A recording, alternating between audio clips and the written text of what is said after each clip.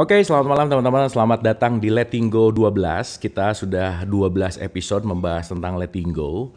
Letting Go ini adalah salah satu buku yang paling mudah untuk mengajarkan kita mengalami atau menelaah dan mengenal diri gitu ya kira-kira. Jadi mungkin kalau saya mengambil pepatah bahwa siapa mengenal dirinya mengenal Tuhan gitu misalkan, man arafah nafsa faqad arafah robah, bahwa pengenalan diri adalah PR besar dalam kehidupan. Buku Letting Go ini sangat mempermudah kita untuk mulai mengenal diri gitu kira-kira. Gitu ya.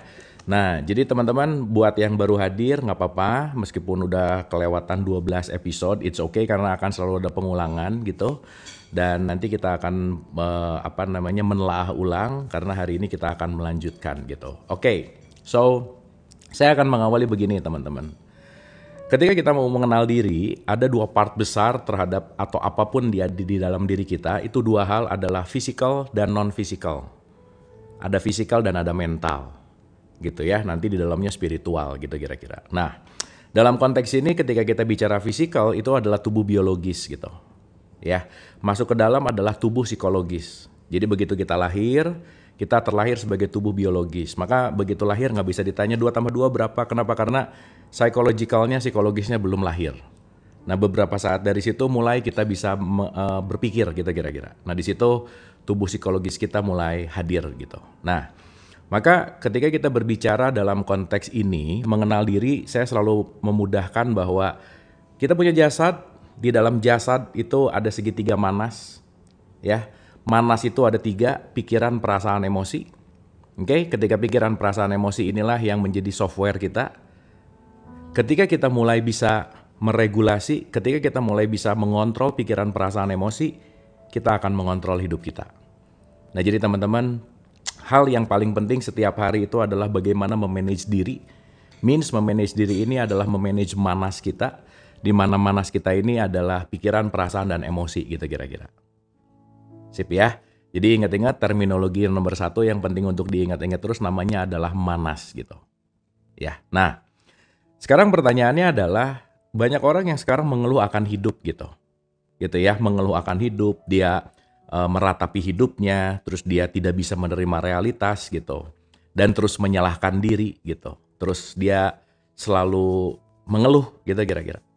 Kemarin kita udah bahas tentang level-level frekuensi di dalam konteks Hawkins ini, di mana ketika teman-teman sekarang mungkin lagi merasa down, lagi ngerasa nggak happy gitu, atau lagi ngerasa tertekan, atau lagi ngerasa apapun yang kayaknya nggak enak banget gitu kira-kira. Sadarilah ketika kita setiap saat seringnya ya kita merubah buahnya, tapi kita tidak merubah akarnya gitu. Nah merubah akar adalah bagaimana kita terus-menerus belajar untuk mempelajari manas kita, pikiran, perasaan, dan emosi gitu. Nah, teman-teman saya mau ngambil satu terminologi ya. Ini nanti saya rangkumin aja ya. Nanti saya mau baca dari sini dulu sekarang, dan nanti kita akan masuk ke sini gitu ya. Jadi siapapun yang hari ini lagi down, lagi bete, nanti akan ngerti bahwa jangan-jangan selama ini saya terlalu banyak di frekuensi rendah gitu. Jangan-jangan saya terlalu banyak bagaimana kita menyalahkan orang lain gitu. Karena jangan lupa nanti saya akan kaitkan kepada beberapa terminologi. Mungkin teman-teman tahu tentang IQ, AQ, dan SQ gitu ya. Bahwa kecerdasan atau kepintaran intelek itu hanya 4% dalam kehidupan, sementara lebih dari 90% adalah emosi kita. Jadi kalau kita tidak menguasai emosi kita nggak akan menguasai hidup kita gitu. Maka banyak orang hari ini yang remote control hidupnya, remote control happiness-nya disimpan di orang lain. Jadi dia jadi victim, jadi korban bahwa aku happy kalau kamu begitu. Aku happy kalau mereka begitu. Aku happy kalau pasanganku begitu. Aku happy kalau anakku nurut gitu. Sehingga setiap hari banyak orang yang tidak menemukan kebahagiaan karena dia menunggu kebahagiaan itu datang. Dia menunggu seseorang yang akan membuat dia bahagia. Dan teman-teman saya selalu mengulang-ulang, jangan menunggu siapa-siapa karena tidak akan ada orang yang bisa menyayangi kita kecuali diri kita sendiri. Don't crave love. Jangan jangan pernah mengemis kasih sayang, cinta, kebaikan. Nggak ada. Kenapa? Karena my life is my making. Titik. Hidupku adalah pilihanku. Bahagia atau tidak ada yang menentukan kecuali diri sendiri gitu. Ya. Dan letting go ini mengajarkan kita untuk mengambil kembali remote control yang kita sering simpen di orang lain. Ya, kita sering pamrih bahwa kalau kamu gitu aku akan happy, kalau kamu begitu aku nggak akan gitu. Jadi jangan-jangan setiap hari kita tuh dagang terus gitu, bergaining terus gitu, pamrih terus gitu kira-kira. Sehingga ketika itu diulang-ulang itu menjadi habits. Dan ketika itu menjadi habits, di situ kita mulai bahwa hidupku tidak beruntung, hidupku malang, takdirku buruk. Langsung nyalahin orang lain dan kadang-kadang Tuhan juga disalahin gitu. Ini Tuhan maunya apa sih? Langsung nyalahin takdir, langsung nyarahin semuanya gitu. Padahal semuanya karena kita kekurangan pengetahuan aja sih sebenarnya. Dan pengetahuan yang sering kurang itu adalah pengetahuan diri sendiri sebenarnya. Karena kenapa? Boleh jadi kita tidak punya waktu untuk diri sendiri karena kita terlalu sibuk untuk menilai orang lain. Terlalu sibuk untuk menelaah orang lain. Judgment keluar gitu kira-kira. Sip ya teman-teman ya. Oke teman-teman, saya mau kasih rumus dulu ya. Dengerin ini baik-baik. Ini kita berbicara tentang realitas. Realitas diri kita gitu. Ya.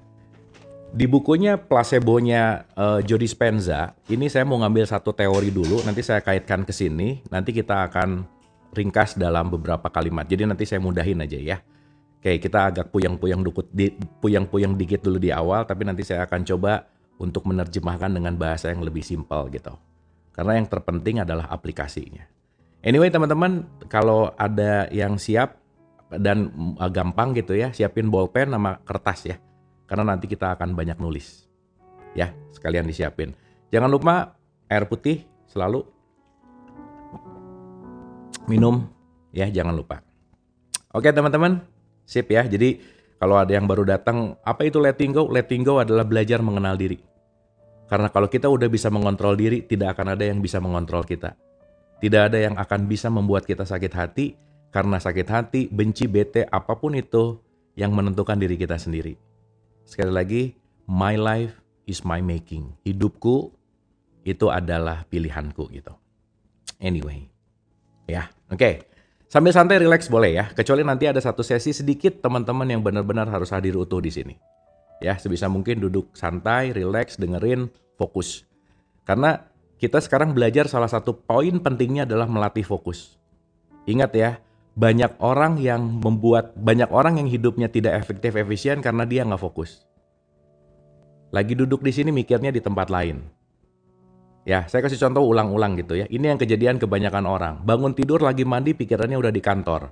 Lagi di kantor pikirannya udah di tempat makan siang. Lagi makan siang pikirannya udah meeting di berikutnya. Dan itu berulang-ulang. Sehingga sedikit sekali kita bisa menikmati saat ini. Sedikit sekali kita bisa benar-benar hadir utuh di sini saat ini. Dan itu akan membuat kita menjadi tidak efektif dan efisien gitu. Ya, dan yang menarik adalah sekarang orang bisa fokus tuh cuma 8 detik loh. Baru fokus dikit-dikit tangannya udah pengen buka WA misalnya. Pengen ngecek apa gitu. Makanya orang ngomong itu yang didengerin ini cuma 5%. Kenapa? Karena kita nggak bisa fokus sama orang yang ngomong sama kita gitu. Udah power mendengarkan kita nggak baik, fokusnya nggak baik, distraksinya tinggi. Di situ akan membuat banyak sekali miskomunikasi gitu. Makanya begitu ada lagi meeting atau lagi diajak ngobrol, dikit-dikit, hah gitu. Orang ngomong apa, hah gitu. Ya udah kamu ngomong aja, aku sambil main, nggak bisa teman-teman. So teman-teman, stop multitasking. Ya, stop multitasking. Belajar untuk tidak multitasking. Lakukan ini, kalau selesai baru lakukan berikutnya. 100% di sini, selesai, habis gitu 100% lagi di sini. Maka salah satu belajar untuk fokus adalah teman-teman rajin baca. Karena baca tuh bukan hanya mau mendapat ilmunya, tapi membaca itu melatih kita untuk tetap bisa fokus. Seenggaknya kita meluangkan satu hari 30 menit untuk bisa fokus, untuk bisa baca, tangannya nggak megang handphone, pikirannya nggak ke sosial media, tapi kita hadir utuh di sini saat ini gitu. Sip ya teman-teman ya. Karena kenapa? Begitu kita bisa menguasai fokus, kita bisa menguasai jalan energi kita. Kenapa? Karena kemana kesadaran kita pergi, energi mengalir ke situ. Dan itu fokus yang paling penting. Jadi nanti kita akan ngerti bahwa banyak penyakit kita tuh adalah nggak bisa fokus. Kenapa nggak bisa fokus? Karena nggak pernah dilatih fokusnya gitu. Anyway. Ya. Panjang banget nih disclaimer-nya ya. Oke ya. Sampai sini oke ya teman-teman ya. Paham ya? Nah, ini kalau lagi offline muka-mukanya kelihatan sih. Kalau lagi gini tuh kurang sih ya. Nah, Ya kalau offline tuh kelihatan paham tapi mukanya gitu-gitu. Ya pura-pura paham. Nggak apa-apa lah ya. Nah, yang penting oke aja dulu. Oke, kita akan belajar. Di sini ada 1, 2, 3, 4, 5. Di sini ada 5 step ya. Ya, jadi sebenarnya ini gabungan antara letting go sama placebo effect sih sebenarnya. Cuman nggak apa-apa lah ya. Jadi saya pengen nge-spill gimana cara saya belajar karena mudah-mudahan dengan cara ini kita bisa lebih luas paradigmanya. Artinya apa? Satu teori bisa dibahas di teori buku lain, ya, dan satu buku lain bisa dibahas di teori buku lain. Dan misalkan kalau saya lagi pengen mengaitkan sama perspektif teologis Islam, saya buka Qur'annya gitu. Jadi nanti saya buka dari Bible gitu misalnya, atau dari Vedanta gitu. Jadi ketika kita memahami sesuatu, kita memahaminya holistik gitu teman-teman. Memahaminya satu kesatuan yang nggak terpisah gitu, ya, supaya mindset kita luas gitu. Ya, jadi kita nanti dapatnya juga utuh gitu kira-kira. Sip ya. Jadi teman-teman sekarang pokoknya tinggal dinikmati karena save-nya saya. Jadi mudah-mudahan ini masakan yang lezat, menyenangkan, membahagiakan, dan menerangkan. Kunyah pelan-pelan, alami, laksanakan gitu. Sip ya. Oke. Kita bicara dalam konteks yang namanya realitas gitu. Teman-teman, realitas itu adalah sesuatu yang hadir yang nggak bisa kita tolak. Oke. Ya, saya mau pakai bahasa aslinya dulu. Teman-teman dengerin ini baik-baik. Same thought, pikiran yang sama, akan menghasilkan same choices. Same choices akan menghasilkan same action dan behaviors. Same behaviors akan menghasilkan same experience, dan itu akan menghasilkan same feelings. Nah, artinya apa? Dengerin ini baik-baik ya, teman-teman ya. Kebanyakan orang hari ini berharap pengen berubah, tetapi yang dikerjainnya itu-itu terus. Berharap pengen buahnya durian, tapi yang ditanam adalah cabai terus gitu. Duh, ya Allah, mudah-mudahan pasanganku semakin baik, anakku semakin baik. Tapi yang berdoanya nggak ngapa-ngapain gitu. Aduh, mudah-mudahan ekonomi saya membaik, mudah-mudahan rezekinya lebih besar apa. Tapi yang dilakukannya tiap hari sama gitu. Nggak mungkin. Jangan berharap keajaiban datang kalau kita tidak melakukan perubahan. Makanya ketika ditanya, siapa yang mau berubah? Aku. Ya oke. Siapa yang besok siap untuk berubah? Diem gitu. Semua pengen perubahan, tapi begitu urusan mau berubah, males gitu kira-kira. Ya, nah makanya sadari bahwa tidak akan ada perubahan datang realitas ke kita kalau kita tidak mengundang sesuatu yang berubah, yang berbeda gitu. Ya, oke. Dengerin ini baik-baik teman-teman. Pemikiran yang sama akan menghasilkan pilihan yang sama. Ya, mikirnya sama, milihnya sama. Pemilihan yang sama akan menghasilkan perilaku yang sama. Perilaku yang sama akan menghasilkan pengalaman yang sama. Pengalaman yang sama akan menghasilkan perasaan yang sama. Dapat ya? Jadi kalau ininya nggak berubah, jangan berharap yang datang berubah. Nggak bisa. Makanya Einstein selalu mengatakan insanity, kegilaan, kamu berharap hasil yang berbeda dengan sesuatu hal yang kamu lakukan ulang-ulang sama gitu. Ya, saya ulang pelan-pelan nih. Pikiran yang sama, pasti akan keluar pilihan yang sama. Contoh lah, nggak usah jauh-jauh. Datang ke rumah makan, menunya tetap aja ujungnya milih nasi goreng. Nah, gitu ya. Besoknya ke restoran yang lain lagi, menunya ada 50. Tetap aja mikir nasi goreng, es teh tawar, udah gitu aja. Bener nggak? Kenapa? Karena sebanyak apapun menunya, kalau kita pakai mindset yang sama, nggak akan ada, ya lebih murah sih. Ini mah nggak ngomongin murah dulu, nggak. Bukan masalah murahnya, bukan. Ini masalah kebiasaan gitu. Masalah habits gitu. Gitu ya. Jadi teman-teman rumusnya adalah, kalau kalian mikirnya sama, kalian akan mendapatkan hasil yang sama. Udah gitu aja. Ayo, pikirin akhir-akhir ini. Pikiran apa yang selalu muncul dalam pikiran kita? Yang selalu berulang-ulang. Jangan-jangan gak pernah move on dari situ gitu. Mau itu mantan misalnya. Disakiti hati misalnya. Kejadiannya udah 5 tahun yang lalu masih sakit hari ini. Kejadiannya 3 tahun yang lalu masih pusing hari ini. Betul nggak? Berarti kita berulang-ulang tuh. Kenapa? Karena mikirnya di situ-situ terus gitu. Duh, semoga hidup saya lebih baik. Tapi mikirnya nggak pernah berubah gitu. Nggak bisa, teman-teman. Nah, teman-teman, nanti ngerti ya. Itulah kenapa kita perlu masalah dalam hidup ini. Karena masalah akan memaksa kita untuk berpikir berbeda. Karena tanpa masalah, kita nggak mungkin mikir beda. Jadi terima kasihlah kepada semua masalah hidup kita, karena tanpa mereka, tanpa masalah, kita nggak akan punya pola pikir yang berbeda gitu kira-kira. Nah, sementara hari ini orang membenci masalah. Nggak suka kalau masalah datang, karena nggak sadar bahwa masalah itu datang untuk merubah pola pikirmu. Dan kalau kita hanya berputar-putar di pola pikir yang sama, masalahnya pasti itu-itu terus gitu. Ya. Nah, Hawkins dengan sangat indah nanti ngasih tahu bahwa kalau kamu pada frekuensi yang sama terus, kamu nggak akan pernah naik ke kelas yang berbeda. Jadi kalau kamu levelnya julid, kamu akan dikumpulin sama orang-orang julid aja udah.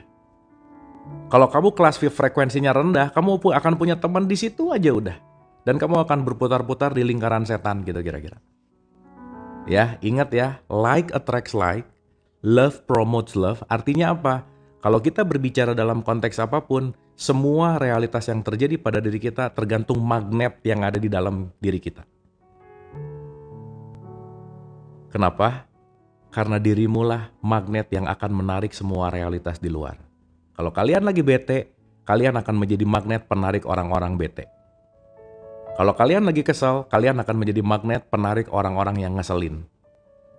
Jadi inti sarinya adalah jangan mencoba merubah layar, sementara proyektornya nggak pernah diganti filmnya gitu. Ngelihat kaca, buset, yang di depan kaca jelek banget, dihancurin kacanya, beli kaca baru. Dilihat lagi, buset, yang di kaca jelek banget, dihancurin. Udah 10 kaca baru sadar yang jelek mukanya gitu kira-kira. Sip ya. Makanya jangan nyalahin kacanya, tapi perbaiki mukanya gitu. Seenggaknya pakai filter lah. Gitu ya. Tapi jangan nyaman pakai filter. Kenapa? Begitu filternya hilang, nanti begitu nggak pakai filter, kaget lagi gitu. Ini siapa? Gitu-gitulah kira-kira ya. Jangan sampai kalian jadi serem ngelihat muka sendiri kalau nggak pakai filter gitu kira-kira. Ya. Dapat ya teman-teman ya. Clear ya. Oke. Ya teman-teman jangan nanya yang aneh-aneh dulu ya. Hari ini kita ngomongin letting go. Ya teman-teman yang keluar dari jalur letting go, sorry saya nggak bahas dulu itu ya. Karena kita mau beresin dulu si letting go. Oke teman-teman. Dapat sampai sini? Dapat ya? Nah artinya, jadi kalau di sini ngomong same reality, Dispenza mengatakan di berikutnya adalah how to get new reality. Gimana kita akan masuk kepada sesuatu yang realitas yang baru. Teman-teman, kalian penting untuk menjadi keluar dari diri kalian yang lama. Dalam tanda petik. Ya. Karena kalau kita nggak menjadi diri yang baru, new self, the best version of self, nggak bisa aja. Kenapa? Karena kita nggak akan pernah bisa move on gitu. Dan yang paling penting teman-teman, kurangi menilai dan membandingkan. Selesai. Mau membandingkan diri sama orang lain, pun membandingkan aku sama diriku yang lalu. Lepasin aja. Karena membandingkan akan membuat kita depresi gitu. Aku tuh dulu ya dulu udahlah. Aku tuh 20 tahun yang lalu cantik banget kan model. Ya sekarang udah 50-an, udah aja terima aja. Karena nggak bisa ngelawan gravitasi, udah keriput mah keriput aja, udah diterima gitu. Nggak usah dibandingin sama 20 tahun lalu, udah gitu aja. Ya. Karena begitu, aku dulu ya, hidupnya di belakang terus gitu kira-kira. Udah terima. Ya. Ya kan semua juga cantik pada masanya gitu kira-kira. Ya ini kan usia-usia berapa ya? Ya dari profil picture-nya kelihatan lah. Gitu ya. Yang jelas ini semua yang hadir di sini kakak kelas saya rata-rata ya. Saya paling muda di antara semua lah, udah gitu. Gitu ya, anyway. Nah, jadi teman-teman, poin terima kasih. Aku langsing pada masanya. Iya ya, udah makanya nggak usah dibandingin gitu. Ya, nggak usah dibandingin lah pokoknya. Ingat ya, membandingkan awal mula dari depresi, by the way. Apalagi ngebandingin sama orang lain. Nggak apple to apple, nggak bisa. Karena kalau mau ngebandingin harus sama yang 100% apple to apple lah bahasanya. Kita sama orang lain kan nggak apple to apple sama sekali gitu. Anyway. Ya. So, new reality adalah new thought, new choice, new action, new experience, new feeling. Artinya apa? Pemikiran yang baru akan menghasilkan perasaan yang baru. Ingat, emosi, perasaan, pikiran. 3 ini teman-teman. Udah. Once kita menguasai 3 ini, aman aja udah. Ya, kita nggak usah jauh-jauh dulu kemana-mana, nggak usah ribet-ribet dulu kemana-mana, nggak usah ngawang-ngawang ke langit kemana-mana. Udah mending beresin dulu PPE kita.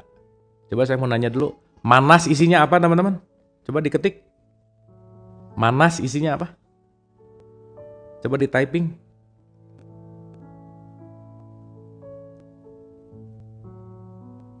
Pikiran, perasaan, emosi. Bukan rasa beda ya. Perasaan sama rasa beda. Pikiran, perasaan, emosi. Pikiran, perasaan, emosi. Ini ingat-ingat nih, diulang-ulang. Pikiran, perasaan, emosi. Nice, ya. Kita nanti bakal pakai singkatan-singkatan supaya gampang ya. Ini contoh ya teman-teman, nggak usah dipikirin dulu. Nanti kita tahu Manas itu PPE misalnya, software itu PPH gitu misalnya. Nanti hardware-nya itu LTKK gitu misalnya. Nanti kita akan pakai itu supaya nanti gampang PPE, PPH, LTKK. Nah gitu kira-kira, supaya lebih gampang ya. Pikiran, perasaan, emosi. Ya. Dan ini jarang yang kenal sama pikiran, perasaan, emosinya sendiri. Sok, saya kasih contoh aja ya. Siap ya, teman-teman langsung jujur aja jawabnya ya. Jujur sejujur-jujurnya. Makanya tangannya siapin di typing. Begitu saya ngomong langsung jawab. Kenapa? Kejujuran nggak perlu alasan, jadi langsung jawab. Maka kalau kalian nanya sama orang begitu, kamu gini, semakin lama delaynya, semakin dia nyari alasan, kurang jujur berarti. Contoh, jujur seapa adanya ya. Teman-teman sering berpikir nggak? Jawab, sering atau enggak gitu. Ayo, sering berpikir nggak? Sering. Ya. Ya, yang jawab sering udah pasti mabuk ya, nggak sadar. Ya, yang jawab sering tuh nggak sadar kalau dirinya jarang berpikir. Fix. Kenapa coba? Berpikir itu artinya kita menggunakan pikiran, itu berpikir.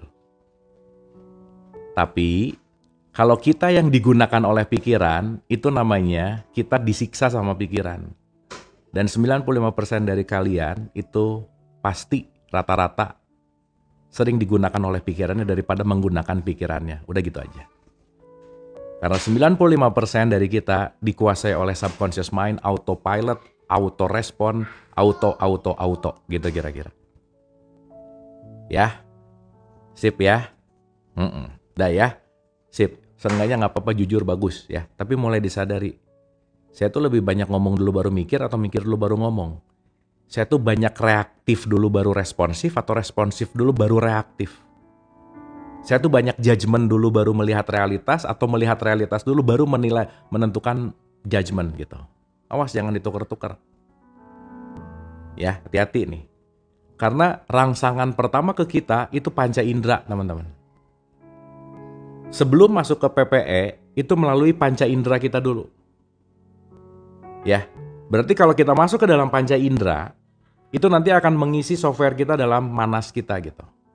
Ingat, saya selalu ulang-ulang, panca indera itu fragile alias rapuh. Jangan terlalu percaya sama panca indera. Ya. Ini saya ulang-ulang ya, jangan bosan.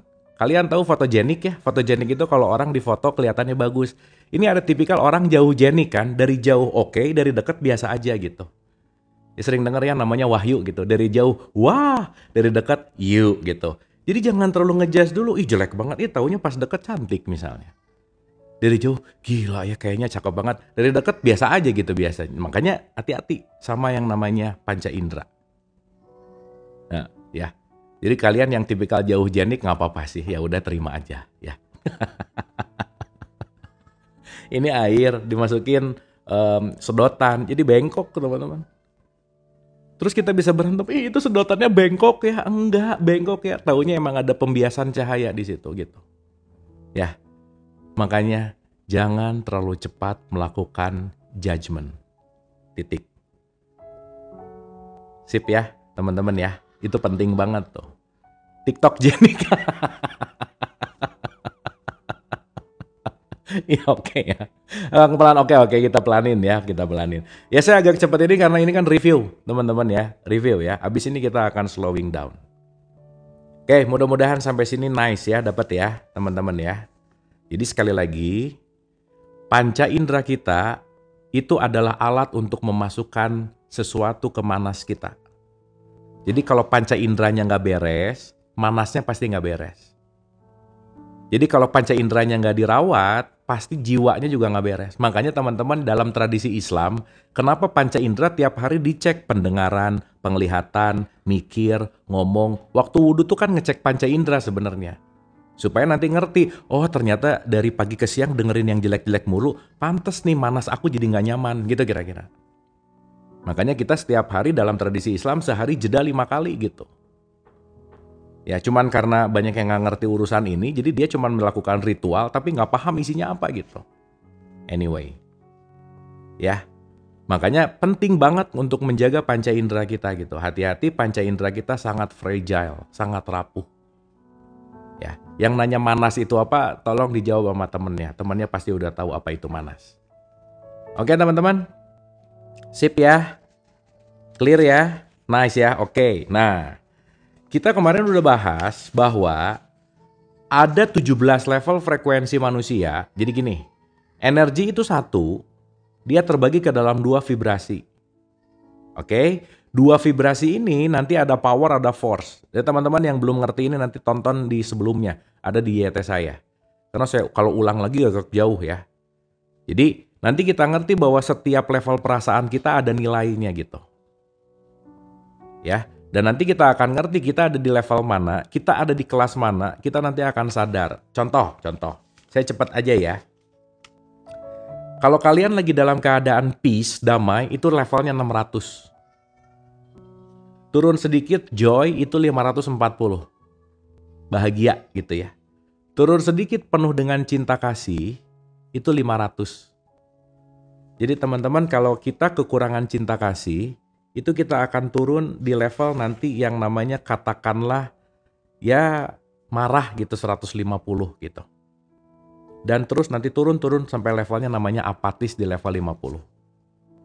Jadi kalau teman-teman lagi nggak enak perasaan, itu biasanya levelnya di bawah 200 gitu. Ya, levelnya di bawah 200. Makanya sebisa mungkin kalau teman-teman tahu, oh aku lagi ada di level apatis nih misalnya. Oke, kalau saya lagi di apatis, saya sadar dulu nih. Oke, saya mau sebutin level paling rendah aja ya. Dari 200 ke bawah, karena rata-rata di situ.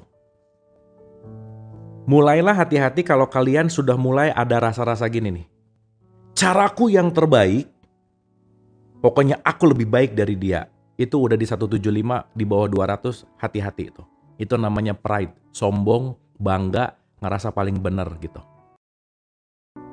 Teman-teman jangan lupa ya, tahu kan orang yang paling salah tuh yang gimana? Orang yang salah adalah orang yang merasa benar, titik. Jadi jangan ngerasa benar lah, udah. Karena pengetahuan kita terlimitasi, sebanyak-banyak yang kita tahu, lebih banyak yang kita nggak tahu gitu. Jadi kalau kita ngerasa benar, caraku paling benar, yang lain salah, kamu harus nurut sama aku, pokoknya aku, self-center, itu kalian ada di 175, dan itu zona nggak aman. Ya, oke. Apalagi penuh dengan anger, itu di 150. Kalau udah anger, lihat ya, awasnya nanti nih. Lihat ya. Pengennya bersaing mulu.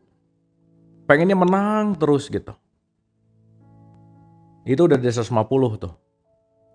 Apalagi 125 lebih bawah lagi namanya desire. Aku harus memiliki sekarang. Pokoknya harus sekarang. Mau gak mau harus sekarang. Itu 125 tuh, udah deh. Teman-teman kalau pengen kayak gitunya sering, tuh banyak main di level bawah, kita akan muter-muter di level bawah gitu. Apalagi nanti fear. Kalau orang di level fear ya, Ngelihat orang lagi, aduh nih ngomongin gua nih. Ngomongin gua nih. Ngomongin gua nih. Ngelihat sedikit, aduh kayaknya. Ngelihat sedikit, insecure terus bawaannya. Nah itu di fear tuh. Hati-hati tuh. Ya. Jadi level 200 ke bawah benar itu namanya fase neraka. Jadi teman-teman gak usah nunggu neraka nanti yang jauh-jauh. Kalian lagi banyak fear, kalian lagi ada di neraka. Ingat, neraka bukan letak geografis. Tapi neraka adalah state, level dalam jiwa kita, level dalam frekuensi kita gitu. Frekuensi rendah namanya neraka, frekuensi tinggi namanya surga gitu kira-kira. Sip ya. Jadi orang tuh banyak sekarang gini, aduh aku tuh takut masuk neraka, tiap hari dia marah-marah mulu. Ya dia udah di neraka lah. Orang di neraka takut masuk neraka kan aneh ya. Gitu. Anyway. Apalagi kalau udah grief.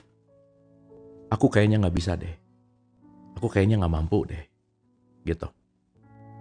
Apalagi level paling bawah itu namanya adalah, 2 level bawah itu namanya apatis. Gak ada harapan lagi nih.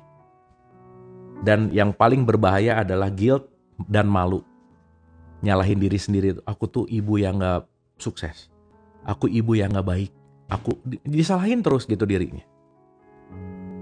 Ya itu udah guilt banget, hati-hati itu.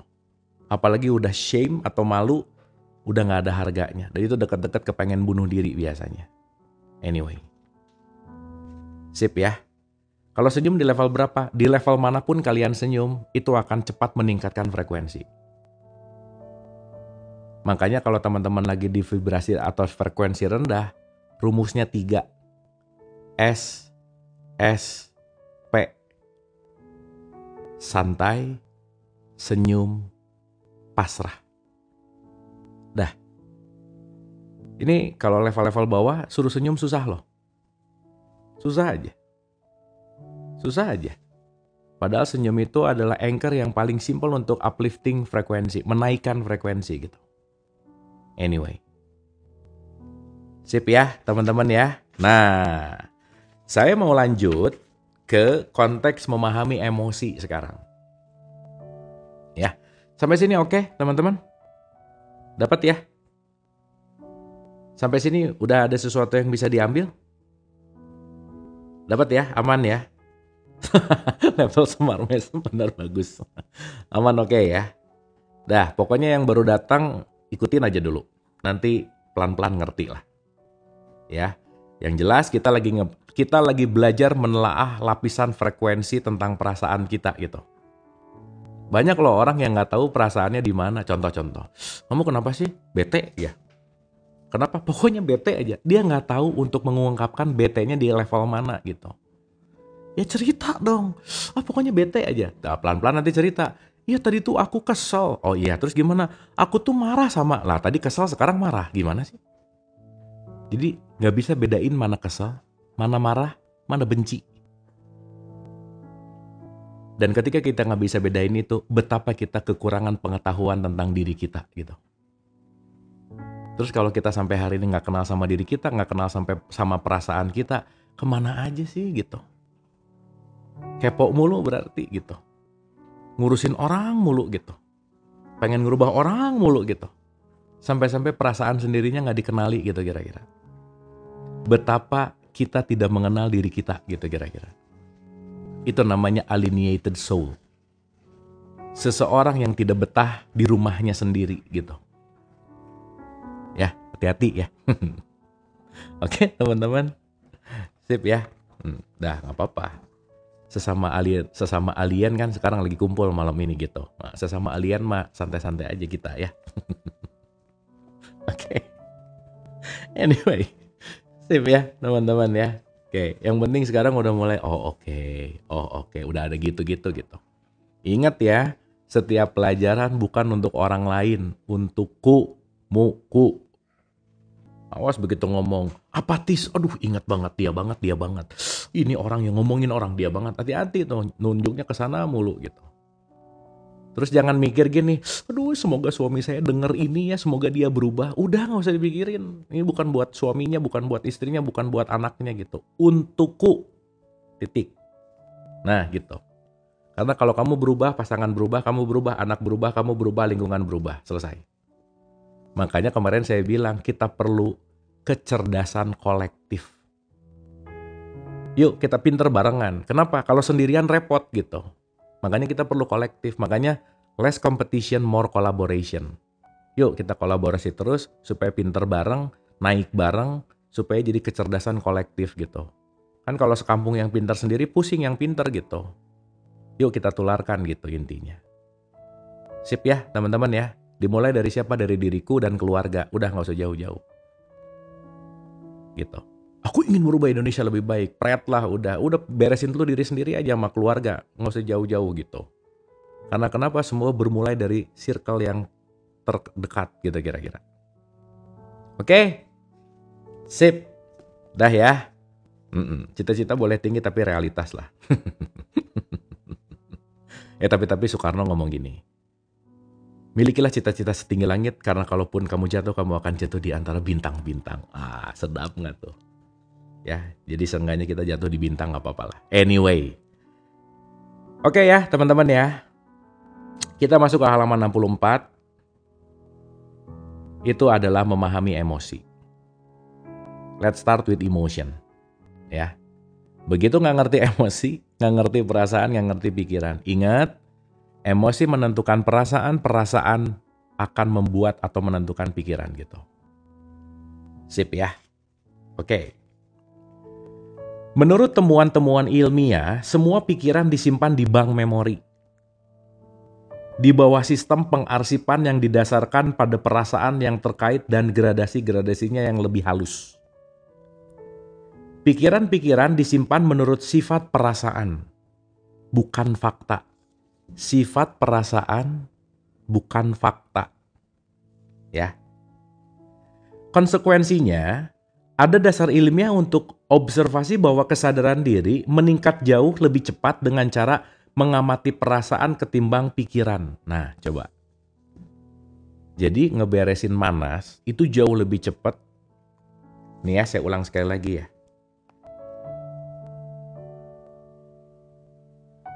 Ada dasar ilmiah untuk observasi bahwa kesadaran diri meningkat jauh lebih cepat dengan cara mengamati perasaan ketimbang pikiran.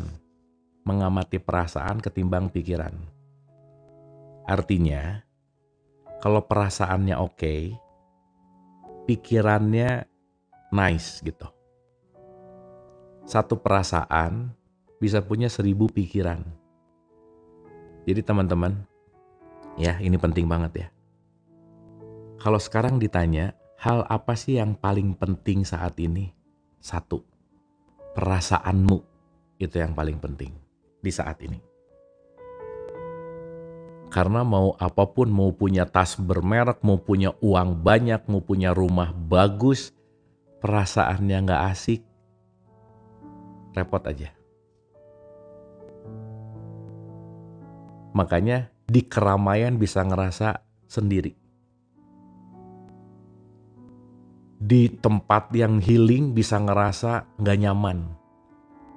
Kenapa? Karena urusannya di perasaan. Ya. Oke. Pikiran-pikiran yang terkait bahkan dengan satu perasaan saja bisa berjumlah ribuan.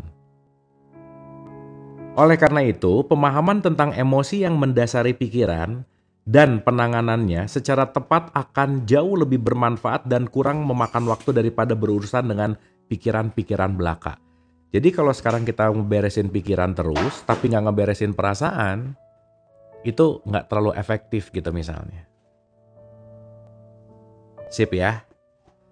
Pada mulanya, jika seseorang tidak akrab dengan pembahasan tentang perasaan, sering disarankan untuk memulai hanya dengan mengamati perasaan-perasaannya sendiri tanpa niatan melakukan apapun terhadapnya. Dah, teman-teman. Dah ya. Harus dicoba nih. Nah, sekarang teman-teman, coba diam dulu. Santai. Terus teman-teman rasain apa yang lagi dirasain saat ini. Sok dirasain dulu. Terus typing. Silakan. Rasain aja dulu, saya lagi ngerasain apa sih? Karena salah satu hal untuk kita bagaimana menurunkan kadar kecemasan itu adalah mengungkapkan perasaan. Nah, sok diungkapin aja teman-teman. Udah nggak usah bohong, nggak apa-apa. Kan nggak pada kenal ini ya. Entah itu lagi sedih, lagi capek, lagi marah, lagi cemburu, sok diungkapin. Nah, nice. Nice. Dah ya. Sip ya. Cukup, terima kasih teman-teman. Nah, sekarang sebentar lagi kita akan pakai bolpen sama kertas ya. Sebentar lagi. Dah. Dengerin dulu baik-baik. Dah, bagus, nice. Terima kasih teman-teman. Very good respon. Saya pernah ya di satu kelas. Pernah nih ya. Di 12 orang. Saya bilang gini. Silakan kalian tuliskan perasaannya. Gini nih orang-orangnya.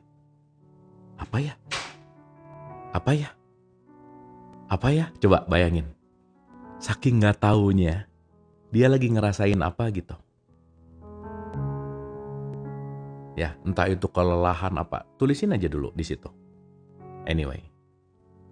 Nice ya. Seenggaknya teman-teman sekarang lagi self-talking. Jadi gak usah pengen berubah, gak usah pengen dimodifikasi, cuman rasain aja. Ingat, perasaan itu tamu yang lagi mampir sebentar. Ya. Dan teman-teman, ingat baik-baik mantra ini untuk dalam setiap kondisi apapun hidup kita. Ingat baik-baik. Ya, apalagi yang lagi down, lagi capek, lagi lelah, lagi cemburu banget, lagi kesel banget, lagi benci, lagi down frekuensi rendah, teman-teman ingat baik-baik satu hal aja. Ingat baik-baik, entar juga lewat, titik, selesai. Dah, entar juga lewat. Entar juga lewat, selesai. Ya, karena semua yang diomongin itu sebetulnya bukan perasaan mendasarnya, nanti ngerti. Capek gara-gara gini, kekurangan uang lah, apa. Itu bukan perasaan dasar, bukan. Ya. Tapi nanti kita akan tahu begitu kita nanti menyentuh perasaan dasarnya, kita bisa ngeberesin pelan-pelan. Ingat, kekurangan uang, jangan nyari uang, tapi beresin mindsetnya. Uang datang. Karena begitu kita nyari hasil tapi nggak ngeberesin dirinya, begitu kita pengen solusi tapi tidak ngeberesin dirinya, solusi nggak akan tercapai. Ketika hal itu terjadi, yang pengen shortcut gitu. Caranya cara cepat, nggak bisa teman-teman. Semakin kita mencari shortcut, semakin kita akan menemukan jalan yang tidak akan menemukan solusi. Dapat ya? Jadi jangan pengen dapatnya dulu nih, tapi merubah pola pikir untuk mendapatkannya gitu. Mungkin kita perlu ilmu panah teman-teman. Ya, saya kasih contoh nih ya. Supaya kita, aduh aku tuh kekurangan. Fokusnya di kekurangan masalahnya. Udah jelas-jelas kekurangan, fokusnya di kekurangan, gak ngerubah cara ini nih. Tadi ingat rumusnya. Same thought, produce same reality. Pikiran yang sama akan menghasilkan realitas yang sama. Anyway. Begitu kita main panah, terkadang kita harus mundur dulu jauh teman-teman. Tapi jangan salah.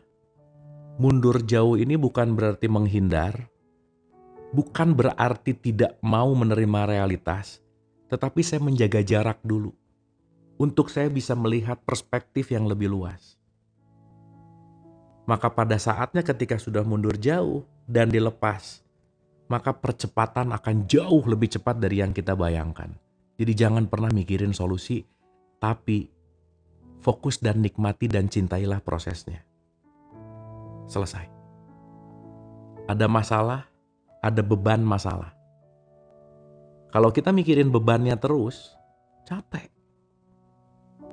Dan ini bukan berarti sekarang teman-teman utangnya pada lunas, kesulitannya enggak. Tetapi setidaknya teman-teman tidak membebani diri terus gitu. Sehingga kalau kita tidak berfokus pada beban, Kita fokus kepada solusi. Mungkin abis ini bukan selesai semua masalahnya, tetapi teman-teman jadi punya ide baru. Oh iya ya, kenapa aku nggak gini ya? Kenapa aku nggak gini ya? Gitu loh. Betul nggak? Yang mungkin setelah teman-teman santai sebentar, 1 jam ini, relax sebentar, teman-teman nggak fokus kepada beban masalah, nggak fokus kepada semua kesulitan, keruwetan, dan seterusnya. Kita relax, manasnya lebih tenang. Mungkin solusi yang kemarin udah ada di depan mata, kitanya cuman nggak ngeliat, nggak ngeh gitu.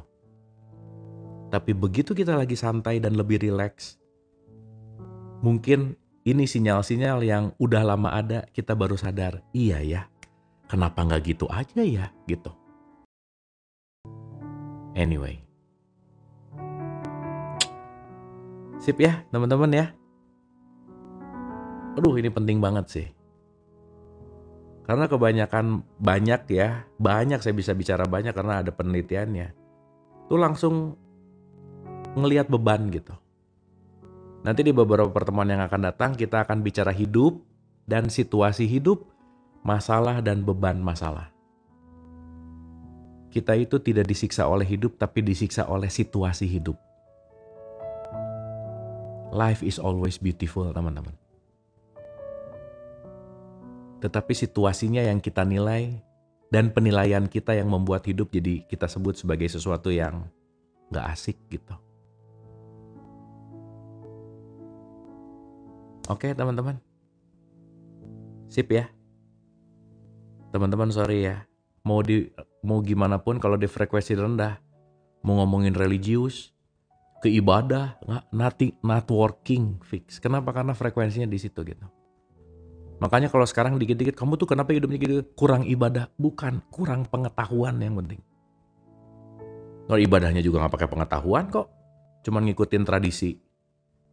Cuman pokoknya katanya, gak ngerti untuk apa gitu.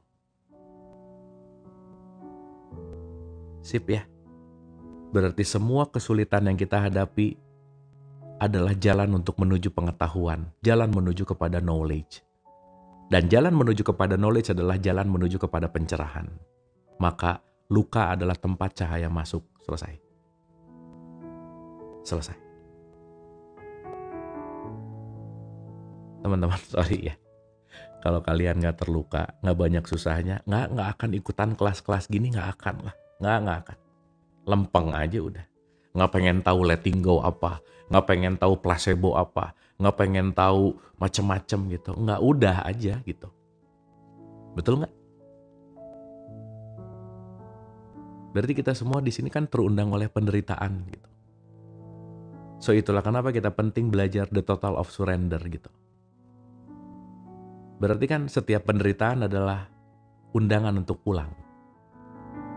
Undangan untuk menuju kepada ketercerahan gitu kira-kira. Yes? So pada akhirnya, kita akan berterima kasih kepada siapapun orang yang paling kita benci dalam hidup kita. Karena tanpa mereka, kita gak akan ada di kelas ini. Kita gak akan ada di kelas kesadaran ini. Kita gak akan ada di kelas pengetahuan ini. So berterima kasihlah kepada orang yang kita benci. Karena mereka semua adalah jalan menuju pengetahuan dan pencerahan. Selesai. Letting go, that's letting go. Kenapa? Karena aku ngerti. Yang selama ini membuat hidupku berat bukan orang itu, tetapi kebencianku terhadap dia. Dendamku terhadap dia. Yang aku anggap bahwa dengan dendam ini, aku puas dan menyelesaikan.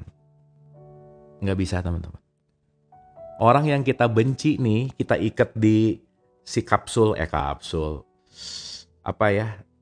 Pokoknya dilempar ke Mars lah ya. Tuh pakai si satelitnya, bukan satelit deng. Apa sih Elon Musk tuh kan punya tuh ya alat untuk launcher gitu. Orang yang kita benci kirim ke Mars, orangnya udah nggak ada. Kalau Apollo bener, kalau di sininya masih nggak beres, SpaceX bener, kalau di sininya masih nggak beres, nggak ngaruh. So bukan masalah eksternal, internal. Jadi saya selalu akan mengulang-ulang bahwa manusia nggak pernah punya masalah dengan apapun dan siapapun kecuali sama egonya, titik aja. Ya. Oke, teman-teman. Lanjut ya. Ini diulang-ulang nih. Dirasain, santai dan rileks. Oke. Pada mulanya, jika seseorang tidak akrab dengan pembahasan tentang perasaan, sering disarankan untuk memulai hanya dengan mengamati perasaan-perasaannya sendiri tanpa niatan melakukan apapun terhadapnya. Dengan cara ini, akan menjadi jelas hubungan antara perasaan dan pikiran. Akan menjadi jelas antara perasaan dan pikiran. Setelah lebih akrab dengan perasaan, beberapa eksperimen bisa dilakukan. Misalnya, area-area pikiran tertentu yang cenderung muncul berulang-ulang bisa dikesampingkan dan perasaan yang terkait dengannya diidentifikasi. Coba teman-teman begitu ada pikiran yang ribet, rasain. Ini sebenarnya datang dari apa ya? Perasaanku lagi apa ya? Gitu kira-kira. Oh, ternyata aku takut. Jadi kepikiran sesuatu gitu. Contoh. Ya, contoh. Ada orang beli Lamborghini. Begitu dia mau beli Lamborghini atau dia mau melakukan sesuatu, teman-teman ingat ya ada satu rumus. Teman-teman kalau mau ngapain aja, tanya dulu berulang-ulang. Untuk apa? Ulang ya. Teman-teman kalau mau ngapain aja, tanya dulu. Untuk apa? Coba saya mau nanya lagi. Teman-teman kalau mau ngapain aja, apa yang harus ditanya? Coba di typing. Untuk apa? Nice. Good. Yes. Nice. Terima kasih. Contoh. Saya kasih contoh. Ada orang udah sering beli mobil mewah dan dia mau beli Lamborghini. Karena dia udah mulai belajar letting go di pembelian yang ke-10 misalnya. Gila ya, udah 9 mobil mewah, tapi kenapa kok nggak ngerasa puas ya? Nggak ngerasa cukup gitu. Ingat ya teman-teman ya, hal paling nikmat dalam hidup itu cukup. Kenapa? Banyak belum tentu cukup.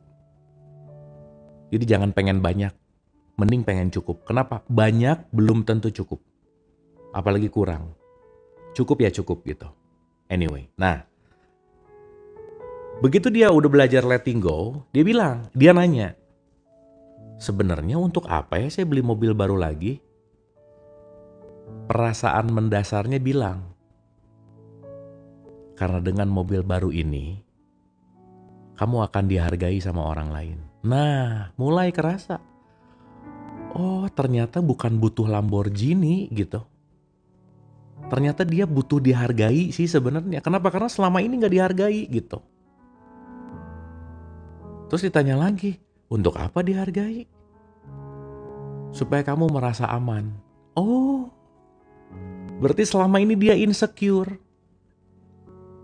Kenapa kamu bisa gak merasa aman? Karena aku gak bahagia. Ternyata dari gak bahagia, tidak merasa aman, pengen dihargai, beli Lamborghini. Makanya dia mau beli mobil 20. Akar perasaan yang gak beres, gak selesai. Dapat nggak teman-teman? Makanya di situ nanti ada greed, ada serakah, gitu. Dan dia menganggap bahwa bahagia itu mendapatkan, itu bukan bahagia, itu namanya kesenangan. Karena kalau ngomongin bahagia itu nggak ada syaratnya, unconditional happiness. Karena bahagia itu bukan mendapatkan, tetapi melepaskan. Begitu melepaskan, kalian bahagia. Bahagia tuh bukan waktu dapat by the way.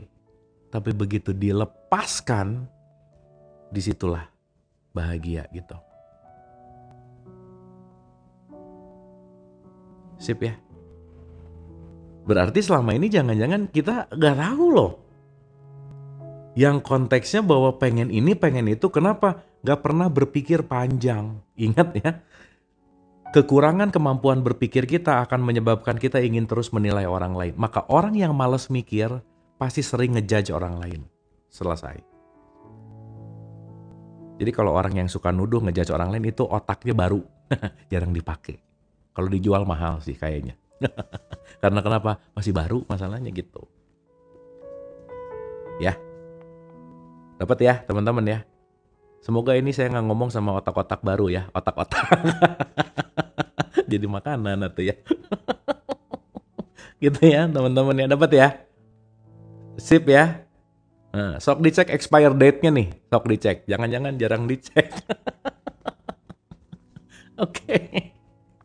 Oke ya. Nah. Sekarang pertanyaannya adalah. Nih ya, saya ulang ya. Dengan cara ini akan menjadi jelas hubungan antara perasaan dan pikiran. Setelah lebih akrab dengan perasaan, beberapa eksperimen bisa dilakukan, misalnya area-area pikiran tertentu yang cenderung muncul berulang-ulang bisa dikesampingkan dan perasaan yang terkait dengannya diidentifikasi. Terlebih dahulu, terimalah keberadaan perasaan itu tanpa menolak dan mengutuknya. Nomor 1, kalau ada perasaan gak enak, jangan pernah bilang, jangan ngerasain ini, pergi, hilang. Ini perasaan gak bagus. Jangan kayak gitu. Ingat, no wrong feeling. Tidak pernah ada perasaan yang salah, yang ada wrong action. Yang ada aksi yang tidak tepat. Ya. Contoh, ngelihat orang, emang mukanya nyebelin banget sih, masuk. Nyebelin mukanya ya, ya udah. Tapi bukan berarti nyebelin mukanya langsung tangan tonjok, jangan. Gak apa-apa nyebelin, itu perasaan kan namanya juga. Udah. Yang terpenting gimana respon kita gitu. Ya, dapat ya. Kan mau nggak mau kita bisa auto judge gitu kira-kira. Sip ya, clear ya. Oke, nah. Misalnya, area-area pikiran tertentu yang cenderung muncul berulang-ulang bisa dikesampingkan dan perasaan yang terkait dengan diidentifikasi. Terlebih dahulu, terimalah keberadaan perasaan itu tanpa menolak atau mengutuknya. Kemudian, mulailah mengosongkan energi perasaan itu secara langsung dengan membiarkannya seperti apa adanya hingga ia surut dengan sendirinya. Jadi teman-teman kalau lagi bete, pertama jangan didinai. Kamu kenapa? Aku nggak apa-apa. Nggak apa-apa tapi aku nggak apa-apa gitu. Kamu kenapa diam aja? Nggak apa-apa. Nah, udah tuh selesai. Ingat ya, main kode-kodoan paling nggak beres aja. Apalagi sama pasangan. Pasangan kalian tuh bukan pesulap kayak saya, nggak bisa baca pikiran. Gitu ya. Jadi mending ngomong daripada pakai sandi Morse gitu. Atau si Mapur. Mas, no, jadi main bendera gitu misalnya. Jangan, buat apa ya? Mending ngomong udah langsung. Gitu kira-kira. Ya. Nah memang sih ada tipikal yang nggak bisa ngomong langsung atau apa terserah. Tetapi jangan membiasakan untuk hidden the feeling. Ya. Ini karena nggak tahu perasaannya apa, kamu kenapa? Nggak tahu udah gitu. Tapi nggak jelas gitu loh. Nggak jelas mau ngapa-ngapain gitu, nggak tahu ngapa-ngapain, nggak tahu pokoknya gitu. Yang lebih bahaya nggak apa-apa, tapi itu cemberut gitu, ya. Gitu kira-kira ya. Nah, kemudian mulailah mengosongkan energi perasaan itu secara langsung dengan membiarkannya seperti apa adanya hingga ia surut sendirinya. Ya.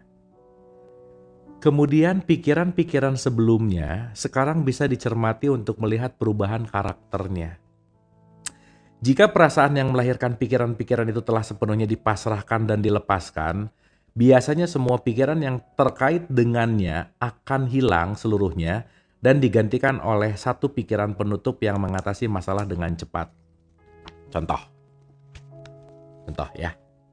Misalnya. Misal. Ada kasus seorang lelaki yang kehilangan paspor beberapa hari sebelum pergi ke luar negeri. Ketika jadwal keberangkatan tinggal beberapa hari, kepanikan batinnya meningkat. Aduh. Nah, ya. Pikirannya berpacu kencang, mencoba berpikir di mana paspornya keselip. Ia mencari ke sana kemari, ia mencoba berbagai trik mental tetapi tidak berhasil. Ia mencaci maki dirinya sendiri. Gimana sih, bodoh banget gua. Nah, gitu kira-kira. Kira-kira gitu ya, kira-kira. Udah waktu dekat, bego. Wah, udah mengumpat aja gitu. Gitu kira-kira. Bagaimana aku bisa sebodoh ini? Waktu semakin dekat. Karena hari keberangkatan semakin dekat, ia menghadapi dilema nyata. Tidak ada paspor, tidak ada perjalanan. Nah, udah mulai. Nggak ada paspor, nggak ada perjalanan, tiket hangus, visa hangus, semua nggak beres, everything game over gitu kira-kira. Lalu dia lagi lari ke masa depan tuh. Teman-teman ingat ya. Gimana ya bahasanya ya? Alat yang terbaik yang semesta berikan kepada manusia. Teman-teman, saya selalu mengulang-ulang gini, kalian, saya, secara genom sama monyet beda 1%. Jangan sombong-sombong amat. Kita kurang 1% jadi monyet gitu maksudnya. Ya, gitu udah aja. Untung lebih 1% gitu kira-kira gampangannya gitu. Ya. Nah, jadi kalau orang belagu, lu 1% aja lagi jadi monyet tuh belagu banget gitu kira-kira teman-teman. Iya emang kita cuma beda 1,23% dari genomnya monyet gitu kira-kira. Anyway. Ya. Nah, maksud saya, mau ngomong, ini gara-gara monyet sih. Nah, maksud saya adalah perbedaannya si 1,23% itu karena kita punya memori dan imajinasi. Memori dan imajinasi. Tetapi yang menarik memori dan imajinasi ini yang harusnya digunakan untuk creating, teman-teman jangan salah ya, beda 1% menghasilkan Albert Einstein. Perbedaan 1% bisa bikin MRT loh. Memori dan imajinasi. Cuman sekarang, memori dan imajinasinya justru mengutuk dirinya, menyiksa dirinya. Hari ini kita disiksa oleh memori kita masa lalu, dan kita disiksa oleh imajinasi kita masa depan. Kita disiksa oleh hal yang sudah terjadi, dan kita disiksa oleh sesuatu yang belum terjadi. Benar nggak? Aduh, nanti gimana ya? Padahal baru 2 bulan lagi. Aduh, dulu ya orang ini tuh. Nah, udah 10 tahun yang lalu masalahnya. Gimana? Terus habis itu ngomong hidup menyakitkan. Bukan hidup, memorinya aja nggak beres gitu. Nyalahin hidup lagi. Bentar-bentar nanti nyalahin Tuhan ini nggak beres. Tuhan tuh mikir apa sih gitu. Nah, Tuhan disalahin nanti gitu. Anyway. Nah, saya balik lagi ke contoh nih. Bagaimana aku bisa sebodoh ini waktu semakin dekat, ketika hari keberangkatan semakin dekat, ia menghadapi dilema nyata, tidak ada paspor, tidak ada perjalanan. Perjalanan yang batal, banyak konsekuensi negatif karena itu terkait dengan bisnis sekaligus kesenangan. Dan ia akan dihadapkan pada situasi yang sulit. Akhirnya, ia ingat untuk melakukan teknik pelepasan. Berarti, permasalahannya bukan paspor kan? Saya akan kehilangan kesenangan. Nah, itu teman-teman. Bukan paspornya ternyata. Berarti ada perasaan di situ. Ribuan pikiran. Gitu. Pokoknya jarang banget orang yang nyari akar perasaannya. Jarang. Boro-boro akar perasaan. Muternya di situ terus. Same thought, same feeling. Ingat. Oke? Ia duduk dan bertanya pada dirinya. Nah, solusinya kalau lagi gimana-gimana, duduk dulu santai. Diam dulu. Tarik nafas pelan-pelan. Dan yang paling menyembuhkan bukan tarik nafas tapi tarik tunai. Itu menyembuhkan ya. Tarik nafas sama tarik tunai itu bagus ya, gitu kira-kira. Anyway, nah. Ia duduk dan bertanya pada dirinya sendiri. Nanya nih. Ya. Dalam konteks ini, begitu dia nanya sama dirinya, apa perasaan dasar yang selama ini kuabaikan? Kenapa sih?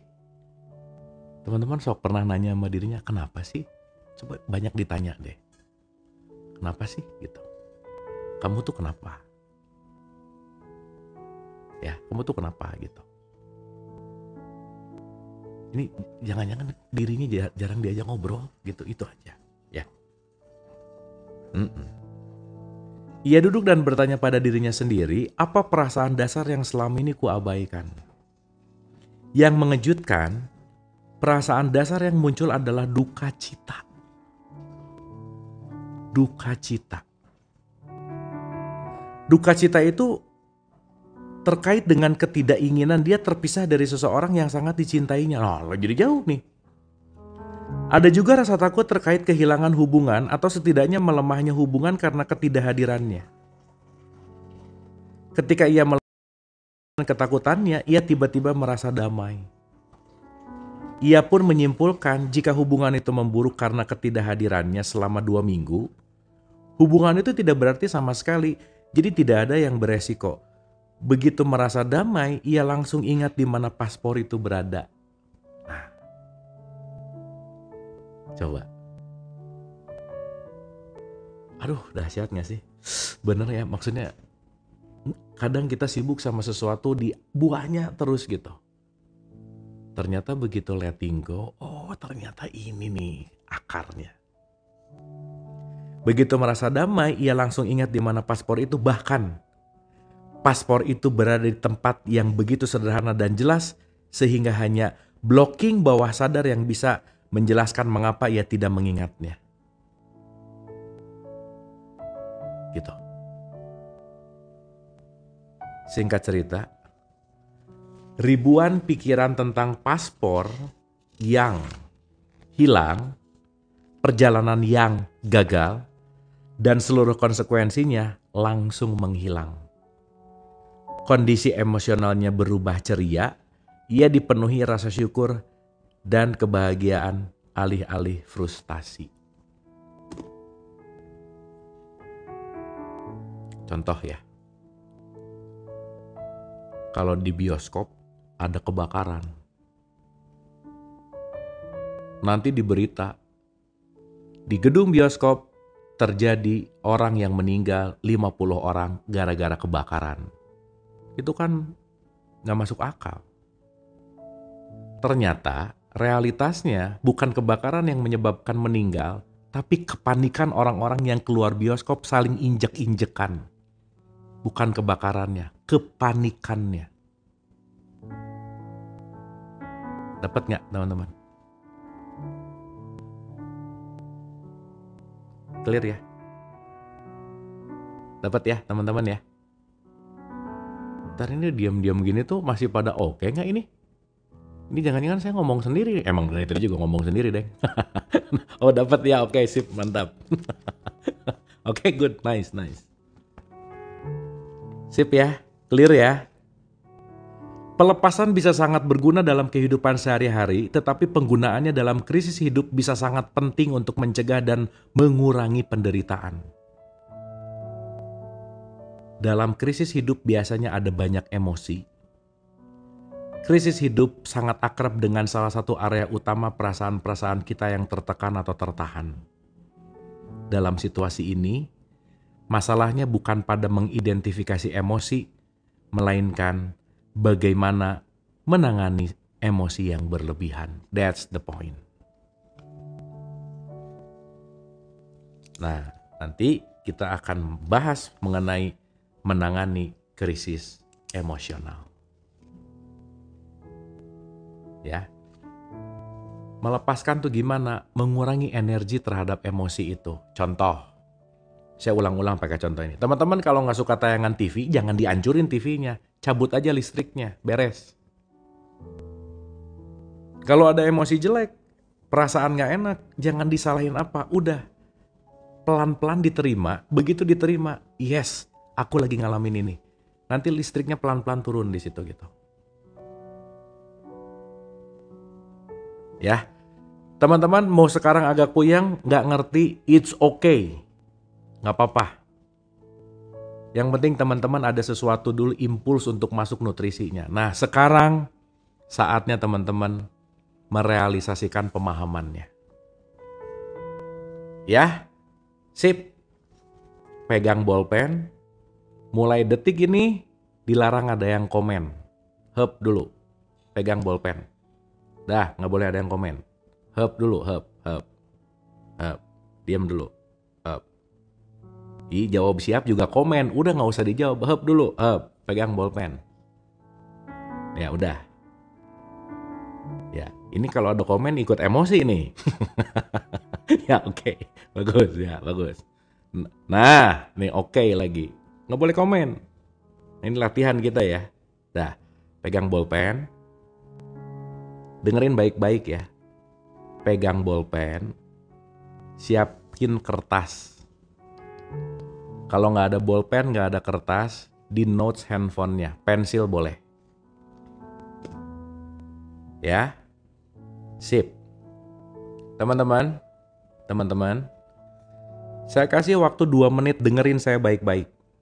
Saya kasih waktu 2 menit, nggak lama-lama nih.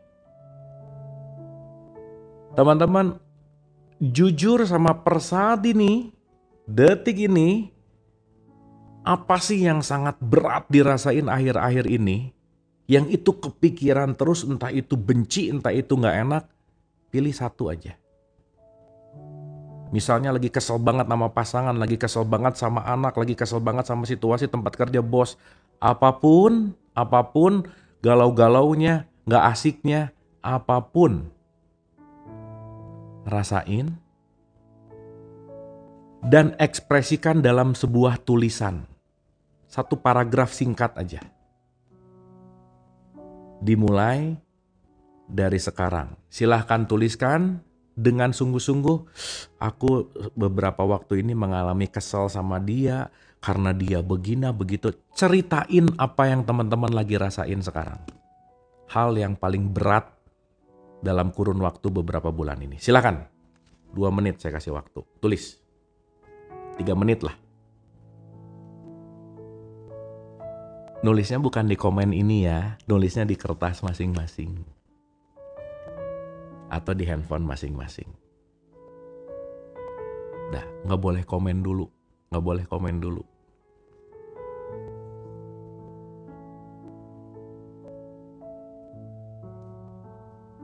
Nice, bagus. Nah, ini mulai oke. Nah, nggak jadi oke-nya. Ya, tuh komen. Ya udahlah, ya.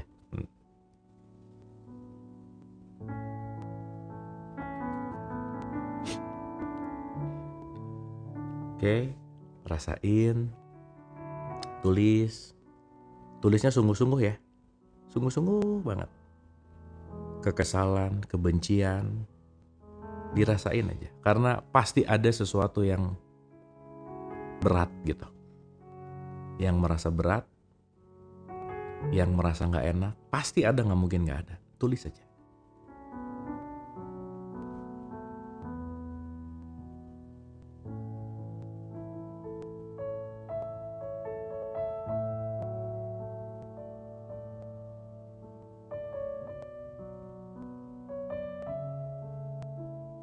Sip ya? Clear ya? Apapun yang kalian rasain, apapun yang kalian pendam, apapun yang berat, berarti sekarang sudah ditransfer ke tulisan yang kalian tulis. Ya kalau sekarang bukan nggak, misalnya lagi happy juga tulis, aku belakangan ini bahagia banget deh. Itu juga kan perasaan. Kecuali kalian yang udah nggak punya perasaan, berarti kosong banget gitu, nggak apa-apa juga sih.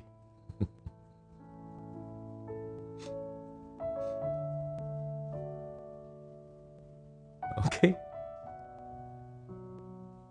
Nice ya. Dah. Oke. Teman-teman sekarang santai dan relax. Rasain lagi tulisannya. Sekarang lihat tulisannya dan baca pelan-pelan dalam hati. Baca pelan-pelan. Baca pelan-pelan. Hayati. pakai perasaan gitu bacanya ya. Pelan-pelan gitu.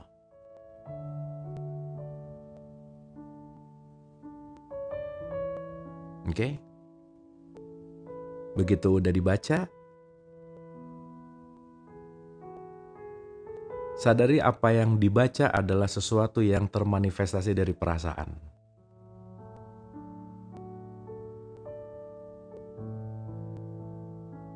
Oke? Dan kita belajar letting go, teman-teman, sepenuh hati. Dengan seluruh kerendahan hati kita bilang terima kasih. Terima kasih. Dan terima kasih.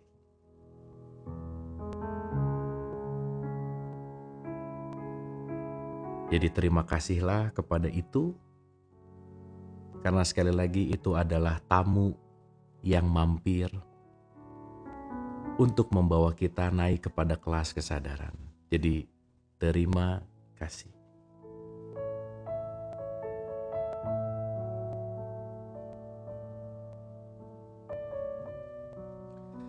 Dan rasakan ketika kita berterima kasih kepada tulisan kita sendiri, ada sesuatu yang sedikit lega. Ada sesuatu yang sedikit lepas. Dan ada sesuatu yang entah itu 1 gram, 2 gram, berapapun ukurannya, tapi itulah salah satu bagaimana kita sedang mengalami yang namanya letting go.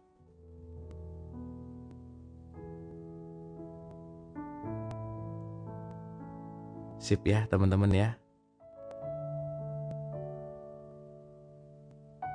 Jadi selama ini ternyata bukan itunya, tapi megangnya kita nggak mau dilepasin gitu. Nah jadi apa yang tadi ceritain secara teori, kira-kira prakteknya kayak tadi lah. That's letting go. Ketika kita menyadari, ketika kita melepaskan, dan ketika kita mulai, oh oke. Nah, ketika teman-teman mulai sering berkontemplasi, ketika teman-teman mulai menyelami perasaannya sendiri, emosinya sendiri, teman-teman akan mulai kenal diri sendiri gitu.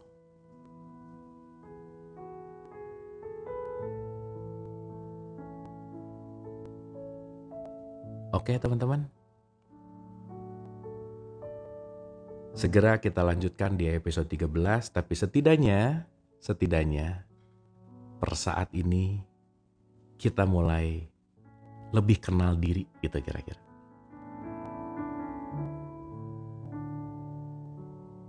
Dan mulai disadari bahwa betapa banyak diriku yang belum aku kenal. Maka gak usah terlalu sibuk ngurusin orang lain, nunjuk keluar, ternyata masih banyak hal yang belum aku kenali di dalam. Dan semakin kita mengenali ke dalam, semakin kita akan mencintai diri kita seapa adanya. Semakin kita akan menerima diri kita seapa adanya, dan semakin kita akan memiliki frekuensi yang lebih baik, dan itu akan dipancarkan keluar diri kita. Oke, teman-teman. So welcome to letting go. Semoga pengetahuan kita malam hari ini, pelepasan kita malam hari ini, membawa satu langkah untuk kita mengenal diri kita kira-kira. Oke, teman-teman. Udah lebih dari 45 menit, 90 menit bahkan ya. Karena kalau udah 45 menit up tuh biasanya penangkapannya udah berkurang drastis. Nah jadi mungkin kita cukupkan dulu. Supaya kita bisa merefleksikan, lagi mau istirahat, santai, relax gitu ya. Itu juga kita bisa mungkin istirahat jadi jauh lebih tenang dan relax. Dan saya selalu mengulang-ulang sebelum bobo sebisa mungkin release every bad emotion kalau bisa gitu. Gitu kira-kira. Ya teman-teman ya. Oke ya. Terakhir. Saya minta beberapa kata aja dari teman-teman semua yang hadir. Apa pelajaran yang didapat dari pertemuan kita malam hari ini? Silahkan tulis. Beberapa kata aja. Supaya kita jadi bahan untuk evaluasi bersama. Teman-teman dapat apa sih di pembelajaran kita malam hari ini? Silakan boleh ditulis. Rasanya apa sih? Gimana sih? Gitu. Bluetooth connected. Lebih lega. Nice. Nice. Apapun yang teman-teman dapetin, itu semua Bluetooth disconnected. itu semua kembali kepada wadah kita masing-masing gitu ya. Karena nggak akan sama, nggak akan percis gitu apa yang kita dapetin. Karena pada dasarnya semuanya berkaitan sama diri kita masing-masing gitu. Wah keren teman-teman, terima kasih. Terima kasih dan terima kasih, nice banget. Thank you teman-teman. Mudah-mudahan ada something aja pokoknya. Ya. Dan kita mungkin mana sih? Nah, kita tepuk tangan dulu lah. Oke teman-teman, terima kasih banyak atas kehadirannya malam hari ini. Sekali lagi, poin utamanya adalah latihan. Poin utamanya adalah bagaimana kita mengulang-ulang dalam keseharian. Karena apapun yang kita pelajari, kalau kita tidak latih, kita tidak jadikan keseharian, kita tidak pakai ini dalam keseharian, ya balik lagi kita nggak akan terlatih juga gitu kira-kira. Bluetooth disconnected. Oke ya teman-teman ya. Jadi saya rasa sementara itu dulu yang bisa saya sampaikan di malam hari ini. Semoga ada pembelajaran. Sekali lagi, enjoy the life by the way. Dan yang terpenting, tetap belajar untuk letting go. Karena tidak ada yang bisa melakukan letting go kecuali kita melakukannya sendiri. Tidak ada yang bisa mewakilkan gitu kira-kira. Setuju teman-teman? Nice ya. Sekali lagi teman-teman, terima kasih banyak. Terima kasih banyak atas kehadirannya dan semoga malam hari ini dapat sesuatu. Dan seperti biasa juga kita tar ya. Ini si Bluetooth-nya mati. Bentar ya teman-teman ya. Wait.